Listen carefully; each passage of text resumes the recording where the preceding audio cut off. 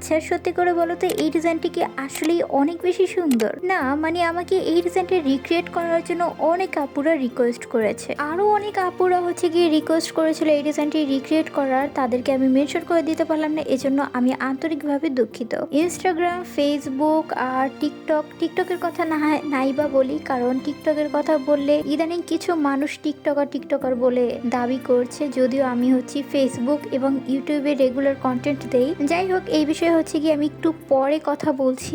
এতবার করে একটি ডিজাইনের টিউটোরিয়াল চেয়েছো, আর সেই রিকোয়েস্ট কি আমি না রেখে পারি বলো? চলো আজকের ভিডিওতে এই ডিজাইনটির একটি টিউটোরিয়াল তোমাদের সাথে শেয়ার করা যাক। আমি খুব সিম্পল ভাবে ডিজাইনটি তৈরি করার চেষ্টা করেছি, তবে ডিজাইনটি যেহেতু একটু গর্জিয়াস, তাই গর্জিয়াসই হয়ে যাচ্ছে তৈরি করাটা। এত রিকোয়েস্টেড একটি ডিজাইনে লাইক কমেন্ট শেয়ার হবে না? দেখা যাক এই ভিডিওতে তোমরা কত পরিমাণে লাইক কমেন্ট করো। এই ধরনের নতুন নতুন ডিজাইনের রিক্রিয়েট ভিডিওগুলো সবার আগে পেতে হলে আমার ভিডিওগুলোতে বেশি বেশি করে লাইক কমেন্ট করে ভিডিওগুলো শেয়ার করে দিতে হবে। এবার আসি টিকটকের বিষয়টাতে। তোমাদের ভিতরে হয়তোবা অনেকেরই মনে আছে যে আমার টিকটক আইডিটা খোলার পিছনের স্টোরিটা। যারা জানো তো জানো, আর যারা না জানো তাদের উদ্দেশ্যে আমি একটু ছোট্ট করে বলে দেই। আমি প্রথমত ভিডিও আপলোড করতাম ইউটিউব এবং ইনস্টাগ্রামে, না ছিল টিকটক, না ছিল ফেসবুক। আর আমি পার্সোনালি খুবই অপছন্দ করি টিকটকটাকে। সরি টু সে গাইস, এটা হচ্ছে কি আমার একদম ব্যক্তিগত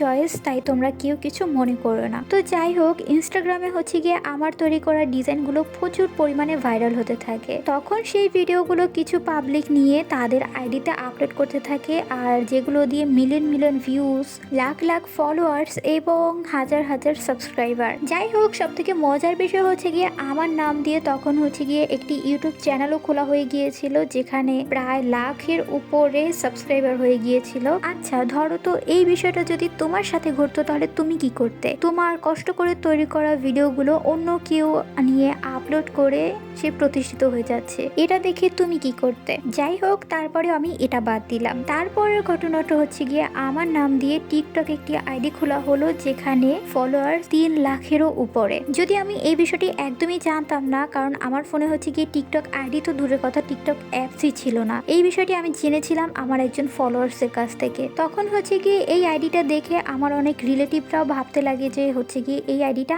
আমার। আমি সত্যি কথা বলতে একদম প্রতিজ্ঞার মতো করেছিলাম যে আমি কখনো কোনো টিকটক আইডি খুলবো না। টিকটক আমি এতটাই অপছন্দ করতাম। তখন হচ্ছে গিয়ে সেই স্টুপিডটার কারণে আমি জেদের বসে এই আইডিটা খুলেছিলাম। এই হচ্ছে কি মেইন স্টোরি। এখন তোমরা বলো, এখানে আমি টিকটকার হলাম কোথা থেকে? তারপরেও যদি আমাকে কারো বলতে ইচ্ছা করে টিকটকার, তাহলে তো তাদের কথা অনুযায়ী আমাকে প্রথমে বলা উচিত ইউটিউবার, কারণ আমি তো প্রথমে ইউটিউবে প্রতিষ্ঠিত হয়েছিলাম। আমার ইউটিউবে দুটো চ্যানেল ছিল, একটাই হচ্ছে গিয়ে 1 লাখ সাবস্ক্রাইবার, আরেকটাতে হচ্ছে গিয়ে 75,000 প্লাস সাবস্ক্রাইবার। 75,000 প্লাস সাবস্ক্রাইবারের যে চ্যানেলটি রয়েছিল, ওখানে হচ্ছে গিয়ে আমি মুভি এক্সপ্লেন করতাম, আর যেখানে হচ্ছে গিয়ে আমার 1 লাখ সাবস্ক্রাইবার ছিল, সেখানে হচ্ছে গিয়ে আমি মেহেদির ভিডিও আপলোড করতাম। এতদিন যাবত আমি ইউটিউবে ভিডিও আপলোড করতাম, এত বছর যাবত, তখন আমাকে কেউ ইউটিউবার হিসেবে বললো না। আর দুদিন হয়েছে আমি টিকটকে ভিডিও আপলোড করছি, এখন অমনি আমি টিকটকার হয়ে গেলাম? কি আজব চিন্তা ভাবনা তোমাদের।